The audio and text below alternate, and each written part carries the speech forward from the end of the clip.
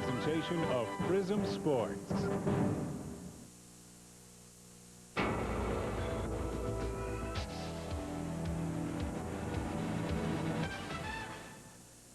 On Tuesday, Snow rose to the occasion, save after save, to secure a precious point.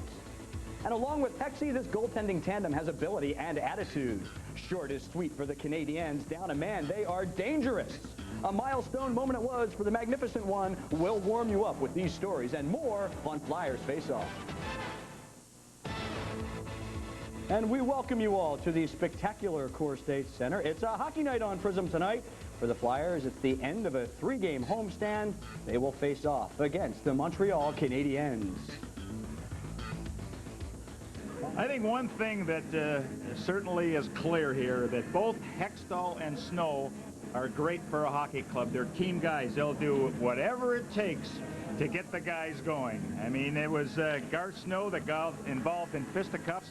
Certainly gave the team a lift and getting some pointers from Dave Brown. Hextall, he raced the length of the ice to engage in a fight with Potvin, but these are guys, not only they fight, we've seen them throw body checks also. I can tell you one thing, I'm glad they're in our team and not in the opposition. That's right. I think people really need to realize that they are a big part of this team in the locker room and as leaders, Ken, as much as stopping the puck and doing what most goaltenders usually do. Yeah, well, they're used to fielding shots. It's nice for them to get in a few shots of their own every now and then. Thanks, guys. Jim and Gary will be back a little bit later on here in Flyers Faceoff. Well, if the playoffs began today, Montreal would be in just barely. 8th they are in the Eastern Conference, and so therefore they would play first in the Eastern Conference. It would be a Philadelphia-Montreal matchup. Be okay with Philadelphia. They're 9-1-2 in their last 12 against the Canadiens. Canadiens come into this one slightly under the weather, very much under 500. 7 games under 500, in fact. And why? Well, because they're 7 games under on the road. Home and road, they average 3 goals per game at home and just 2 on the road. A goal differential, that is a lot. Give up the most shots of any team in the NHL average per game. Still without Thibault, although may play day to day. He is with the flu. Corson and Koivu, they are out. The Flyers and the Canadiens and bodies were flying. Lindros with the hit on Recchi, and the goals were flying too. Leclerc with the big shot from the slot, 1-0 Philadelphia, 3.5 minutes in. Still in the first period. Coffey and Niederma to John Druce, and a 2-0 Philadelphia lead. Followed then, seconds later, by Murray and Tucker feeding Benoit Hogue and his 7th. 2-1 Flyers would lead this one after 1 period of play. Peter Svoboda with a bit of a revenge shot to the face of Darcy Tucker. Svoboda was given a 5-minute major, kicked out of the game, and on the power play that came from that, with 1 second on the 5-minute advantage, Brian Savage with a power play goal tied the game at 2 after 2. For the final 44 of this, Paul Coffey with the quick wrister, the game winner. And Philadelphia won this one, the final score 3-2. Coffey with a goal and assist, a 2-point night. Tied Gordie Howe that night for 2nd on the all-time assist list in the NHL. Flyers and Canadiens have split the first 2 they've played this year. Put on a happy face. The Hextall and Snow, well, together they've never met another goaltender that they like and wouldn't fight. There's no masking their emotions. We'll explain when we return. To the second period, the 2nd and 3rd most penalized teams in the Eastern Conference had an all-out brawl, and Garth Snow and Dominik Hasek joined the fray. Now, this wasn't the first time in Snow's career as a Flyer that, well, Buffalo has done something to irritate him. There he was, coming to the aid of one of his teammates that he thought that Rob Ray was taking advantage of, and Garth Snow got into it. Now, you know, sometimes playing with emotion or playing on emotion alone can be a problem, but the Flyers goaltenders, Gary, are very emotional guys, aren't they? Well, there's no doubt about that, and that should rub off on the rest of the guys, and I'm sure it does. But as a player, when you're beat upon by 2 of the opposition and you get your goaltender come in there and help you out, boy, you take notice. And that's just the personality of Garth Snow and Ron Hextall. I mean, they're both very hyper, they're both very emotional. You know, it's kind of a two-edged sword. The fans love the emotion, they love the excitement, the way they play, the energy. We do as broadcasters, but when it affects your goaltending style, that's when you really have to tone it. And of course, only Garth Snow and Ron Hextall can answer the question if they've toned it down.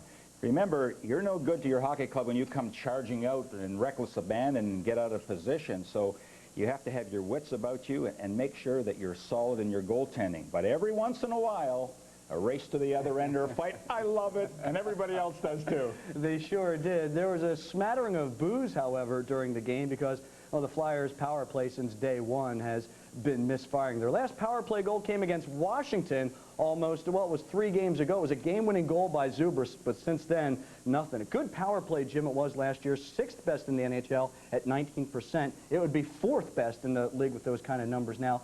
12% this season, not good. 0 for 10 in their last 2 games. Paul Coffey says it kind of starts at the point. He and Nienema have to get the puck through. Is it more than a point problem, though? I really think it is. I think Paul Coffey's just being gracious there and throwing the blame on himself and on Yanni. That's one of the problems, I'll give you that. But also the Flyers just aren't getting it to the people who are open. And perhaps it's the people away from the puck that are the problem. They have to find the seams in the offensive zone once they're set up. Of course, getting set up is also a problem. So there's been a lot of problems. You look at one puck support, you've got to have an outnumbered situation along the boards when you're on the power play. If the puck is loose, there have to be 2 Flyers against 1 or 3 against 2, whatever the case may be, because you have more players on the ice. And then once you get the puck and get set up, it's a matter of finding the seams. They want to have Eric Lindros out in the slot a little more, try to get him to where he can take advantage of that great shot. I mean, really, it's a mystery at this point when you look at the talent they put out there on the ice. You have the all-time assist guy in terms of a defenseman, all-time scorer in terms of a defenseman, and Paul Coffey. Yanni Nienema, a very impressive rookie who passes the puck so well. Dale Howardchuk, one of the best passers in NHL history, and 2 guys who can put the puck in the net like Lindros and Leclerc. You got to think this power play is eventually going to come together.